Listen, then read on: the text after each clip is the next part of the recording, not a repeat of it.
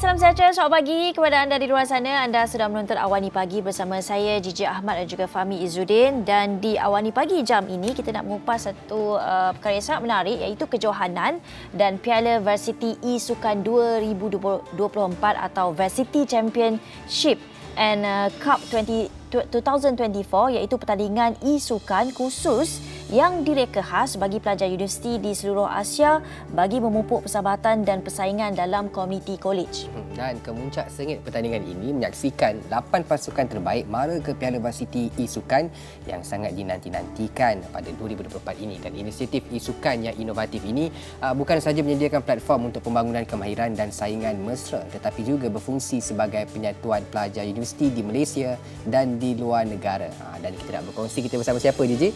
Baik, kita ada 3 orang sebenarnya di studio bersama dengan kita. Di hujung sekali kita mulakan.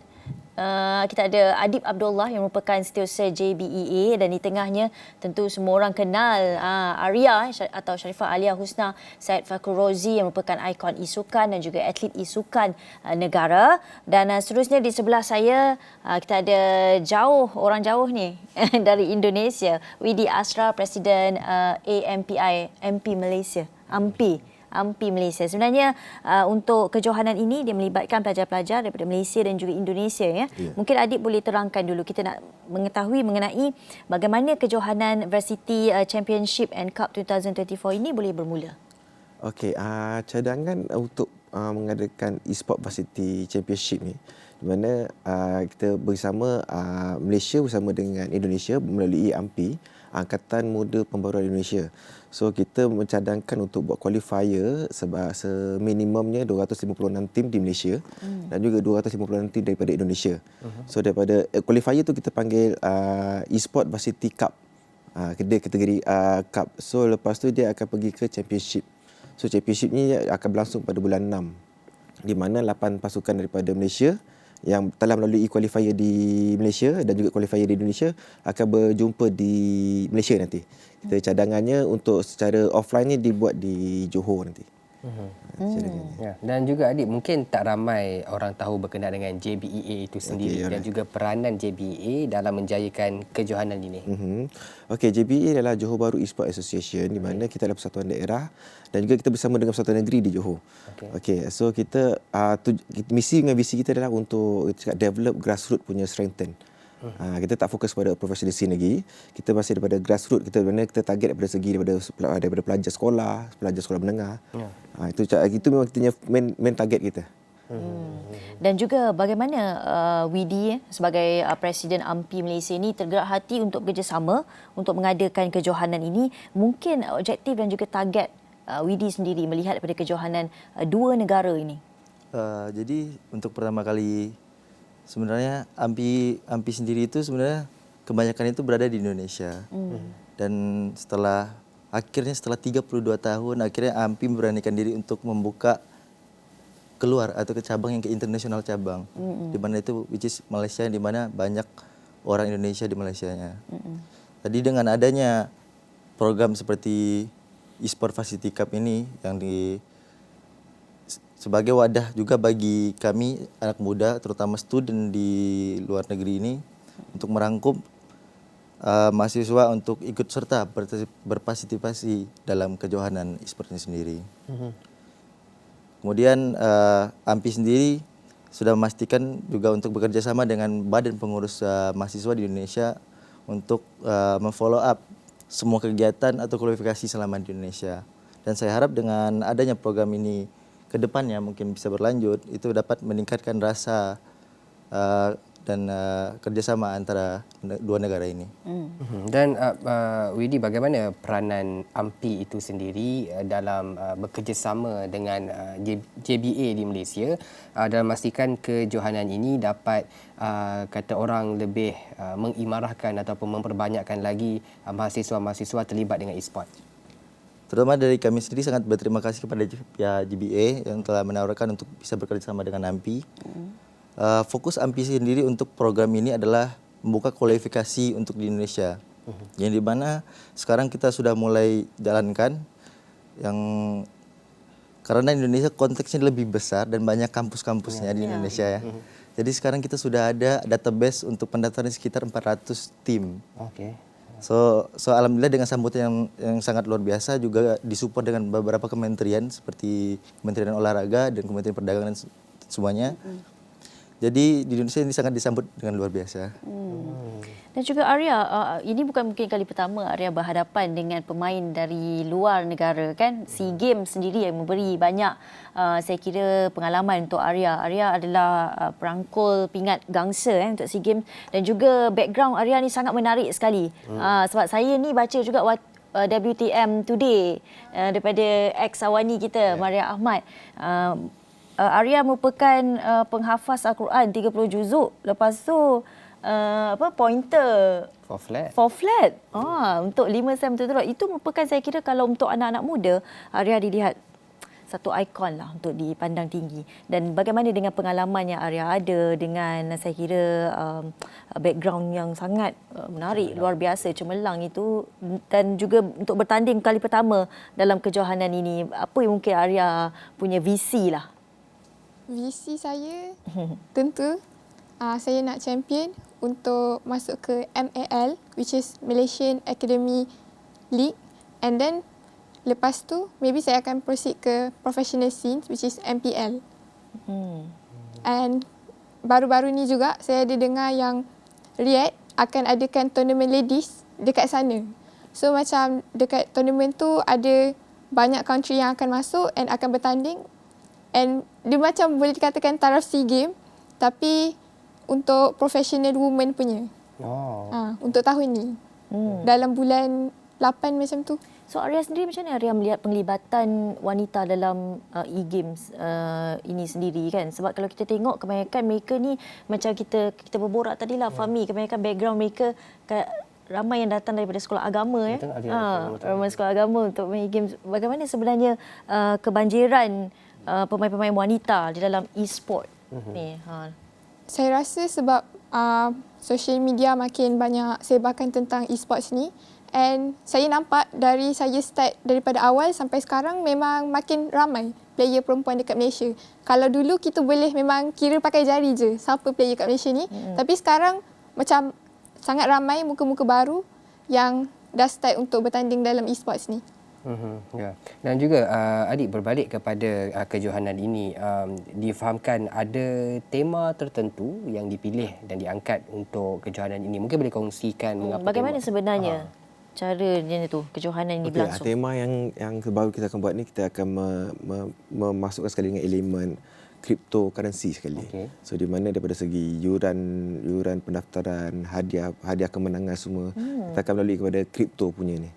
So ini adalah salah satu platform untuk kita memperkenalkan kripto kepada pelajar-pelajar. Tetapi bukannya kripto yang bukan-bukanlah. Ini memang yang yang telah diluluskan oleh bank negara, everything semualah. So untuk jenama kripto tu nanti saya akan announce kemudian bila once kita dah signing dengan orang semua. Dan bagaimana Widi melihat perkara ini juga, antara perkara yang menarik juga penggunaan cryptocurrency kan.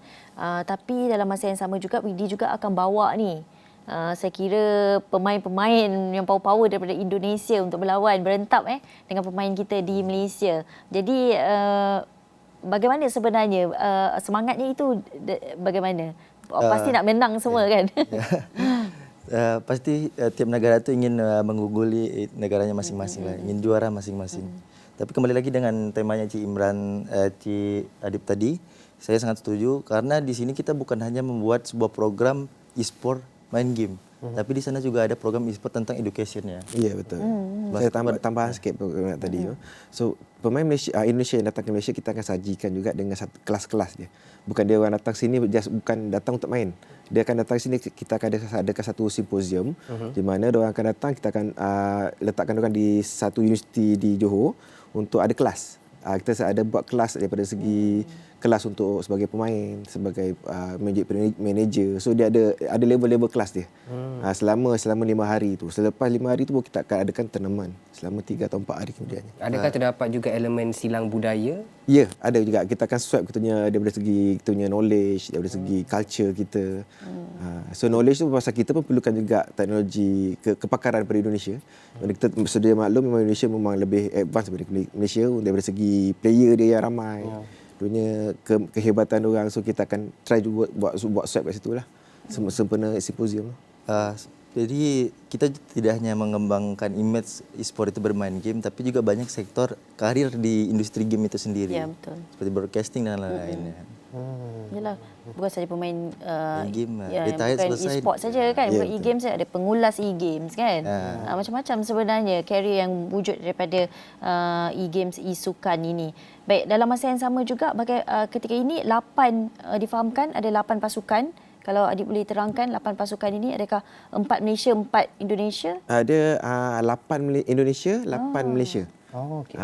So total 16 pasukan lah. Ini memang sudah bermain di... Belum lagi. Belum lagi. Kita akan startkan dunia qualifier dia akan bermula lebih kurang dalam bulan 5. Bulan 5 atau bulan 6. So dunia grand finalnya di Johor nanti dijangka pada bulan 9. Dan melihat kepada penerimaan baik daripada pemain daripada Malaysia dan juga Indonesia, bagaimana penerimaan mereka itu sendiri sebenarnya? Masa ni pun sebelum ni memang kita di Malaysia memang dah ada satu liga ada di mana kita panggil Malaysia Student League. Itu memang diorganisasi sendiri dibawa oleh Muntun sendiri dibuat. So rasanya untuk penerimaan yang kali ni tak ada beza sangat, cumanya kalau macam Malaysia Student League dia hanya di Malaysia. So macam ni kita buat ada pertemuan di Malaysia dengan Indonesia di Johor nanti. Itulah beza dengan yang sekarang ni. So penerimaan dia akan lebih menarik lah nanti. Siapa pasukan-pasukan yang bakal mewakili Malaysia tu? Banyak. Sebenarnya di Malaysia ni kampus-kampus atau universiti pun dia orang dah ada sendiri dia punya e-sport club. E-sport club dah ada, e-sport team dah ada, memang dia orang kuat aktif. That's why kita mengimarahkan lagi program ni. Antara universiti yang terlibat? UiTM, UTM dan sendiri pun kita dua-dua ni adalah pelajar UKM. Untuk dari Indonesia, dari universiti mana? Which is kita sebenarnya dekat Indonesia sama dekat Malaysia. Di Indonesia kita punya liga antar mahasiswa namanya. Jadi di situ memang fokus untuk ke game e-sport antar kampus. Lagi mungkin dari sana tu sudah ada beberapa kampus seperti UI, UGM, ITB dan lain-lain seperti itu. Oh, jadi 8 pasukan tu sudah dikenal pasti? Tapi kena fight lagi lah nanti. Oh, ya. For the qualification. To be fair lah. Okey. Banyak sebenarnya untuk kita bercakap berkaitan dengan kejohanan dan Piala Varsity e-Sukan 2024 ataupun Varsity Championship and Cup 2024. Tapi kita perlu berhenti rehat seketika. Kembali selepas ini.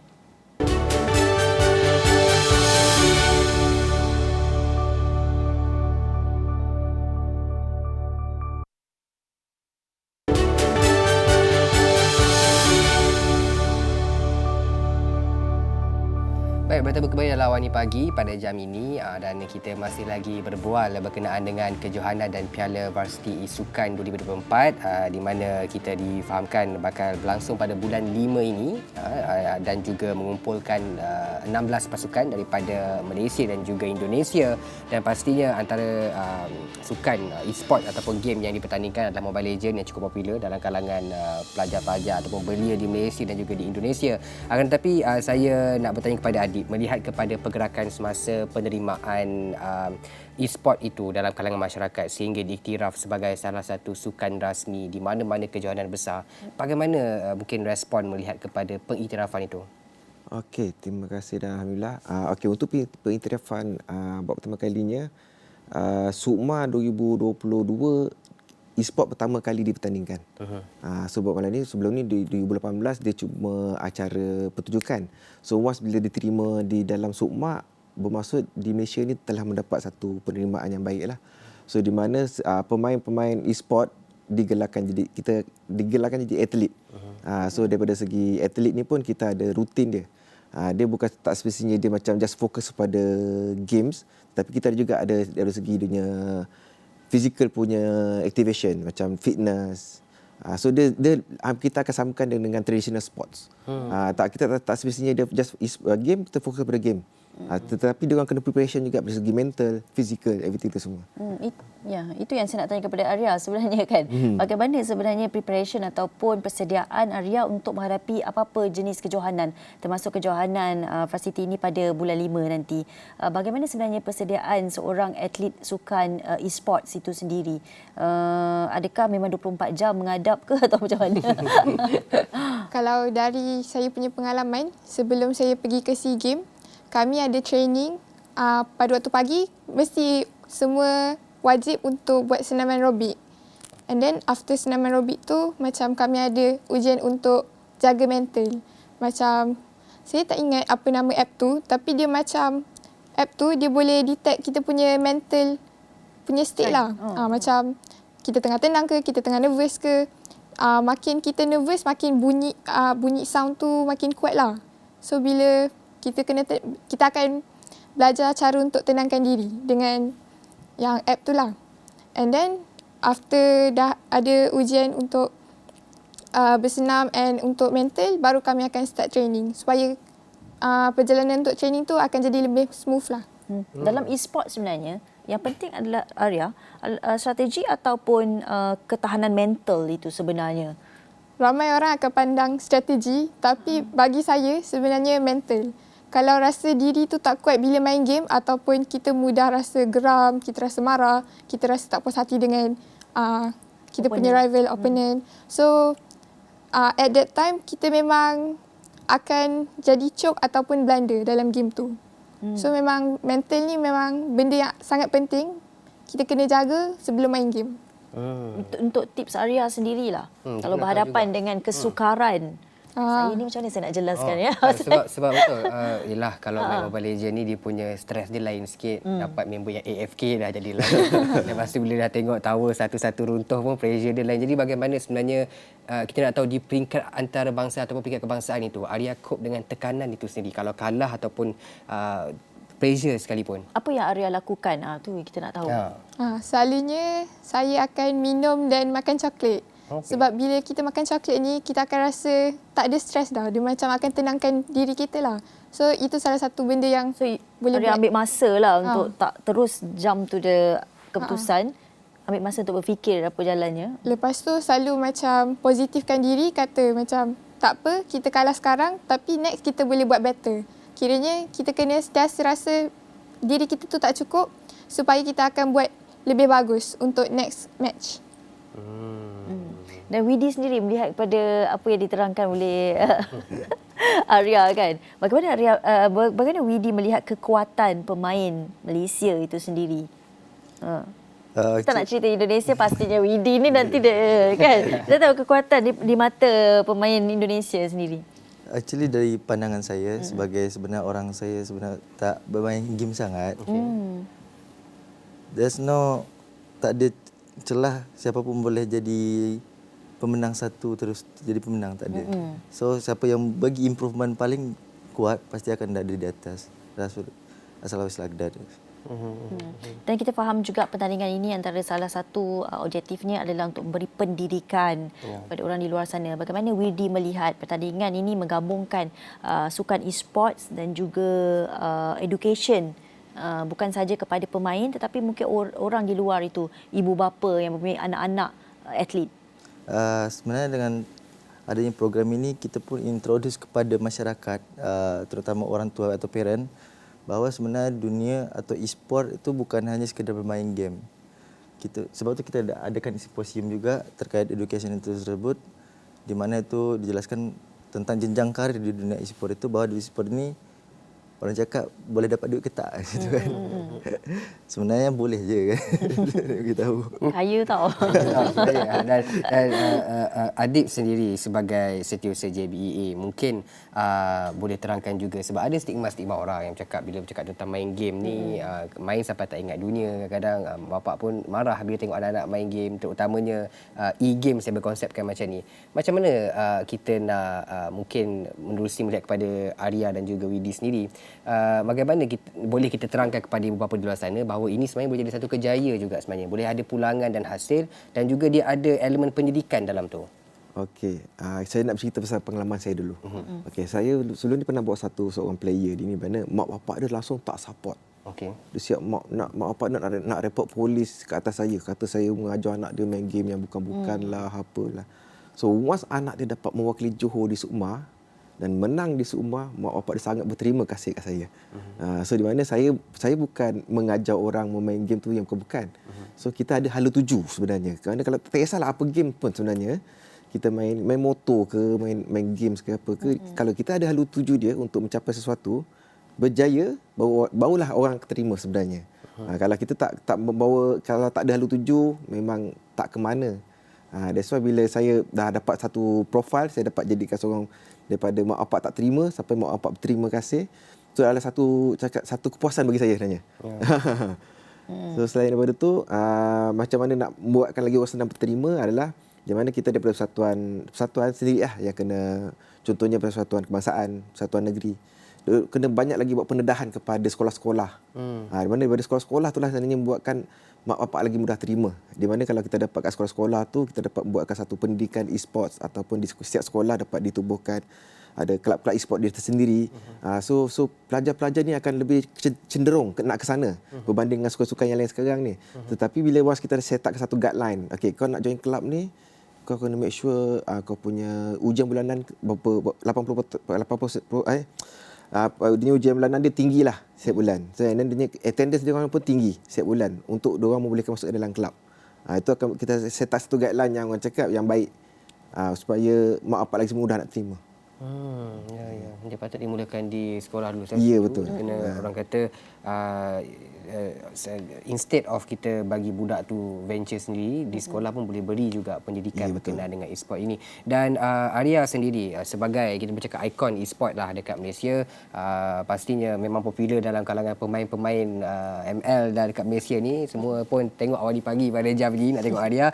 Mungkin boleh beri pendapat juga bagaimana kerjaya sebagai seorang player e-sport itu, atlet e-sport itu sebenarnya boleh membawa pulangan dan juga dia bukanlah satu perkara yang mensia-siakan daripada perspektif Arya sendiri. Kalau daripada perspektif saya, kalau kita letak diri kita 100%, kita akan dapat benda tu. And dari segi, tak semua orang akan ada haluan yang sama dalam segi pekerjaan. So, dalam e-sports ni, memanglah nampak macam main game je, tapi sebenarnya sekarang dah makin membesar. Kita kena sedar yang e-sport Malaysia ni makin berkembang. So, actually makin banyak peluang pekerjaan yang ada dalam bidang e-sports ni. And kita bukannya boleh full time, kita pun boleh part time juga. Macam saya kan, saya study sambil part time juga. So, memang actually banyak je peluang pekerjaan untuk e-sports ni. Bukan je dari segi jadi player, kita boleh jadi caster, jadi host dan lain-lain. Dan juga Arya, mungkin paling tinggi hadiah yang dimenangi Arya berjumlah berapa? Oh, gitu. Nak tahu tu, kita nak tahu juga. 10 ribu. 5 digit ke? 5 digit. Wow. Okey, permulaannya ibu bapa bagaimana?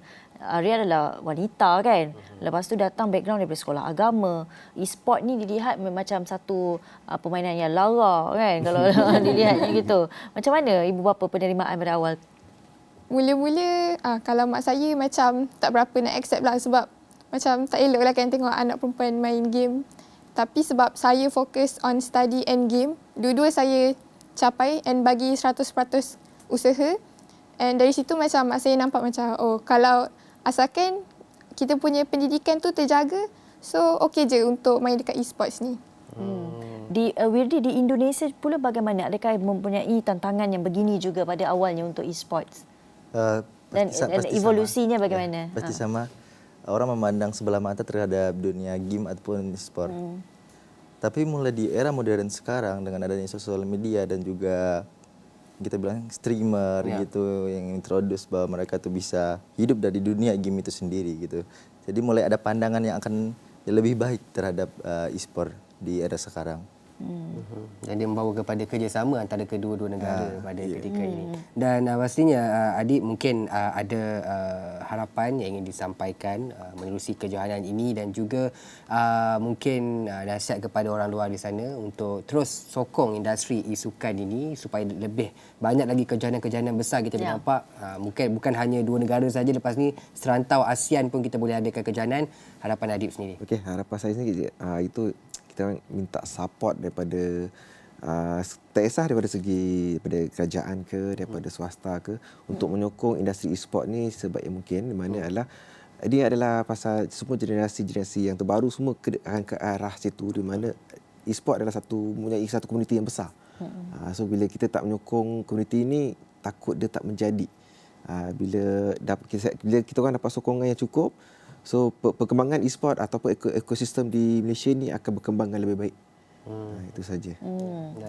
Dan Arya sendiri mungkin kepada yang bakal opponent yang bakal ditemui dari Indonesia itu kan. Harapannya. Kalau harapan saya harap yang Malaysia punya e-sports ni akan berkembang lebih maju macam Indonesia punya sebab kalau saya masuk taraf C, mesti Indonesia nombor 1 tau. So saya rasa macam mana dia orang boleh jadi pro macam ni. So kalau saya dapat peluang pergi sana pun, saya nak belajar ilmu daripada mereka. Widi sendiri harapannya untuk kejohanan ini dan juga pastinya industri e-sukan itu sendiri. Dengan adanya program ini semoga bisa dunia e-sport itu dipandang lebih baik dan juga sebagai mata ekonomi yang baru bagi masyarakat nantinya. Mata ekonomi tahu Gigi. Baik, terima kasih kita ucapkan kepada ketiga-tiganya. Adib Abdullah, Setiausaha JBEA, Arya, ikon e-sukan, atlet e-sukan negara dan juga Widi Asra, Presiden AMPI Malaysia kerana berkongsi dengan kita sedikit sebanyak berkaitan dengan kejohanan dan Piala Varsity e-sukan 2024 yang melibatkan universiti-universiti tempatan dan juga akan berentap dengan pemain dari universiti di Indonesia. Ada 8 pasukan dari Malaysia dan juga 8 pasukan dari Indonesia yang akan berlangsung pada Mei nanti, dan kita ucapkan all the best untuk kesemua pemain-pemain negara kita dan juga pemain dari Indonesia. Tapi apa pun kita kena memartabatkan, ini merupakan salah satu saya kira future lah yang perlu kita terokai. Jangan kita ke belakang, kita perlu ke hadapan. Kita perlu ke hadapan dan terus menyokong industri e-sukan ini yang boleh menjadi potensi baru kepada negara dari sudut ekonomi dan juga mungkin pembangunan bakat di Malaysia itu sendiri. Saya pun nak jadi part time kejap lagi untuk jadi player e-sport. Okey, lepas habis ni terima kasih kepada anda. Settlekan story dulu baru main game. Terima kasih kepada anda kerana setia menonton Awani Pagi pada jam ini. Sekian Awani Pagi, saya Fahmi Zudin Dan saya Gigi Ahmad. Terima kasih kerana menonton. Kita jumpa lagi. Bye. Thank you semua.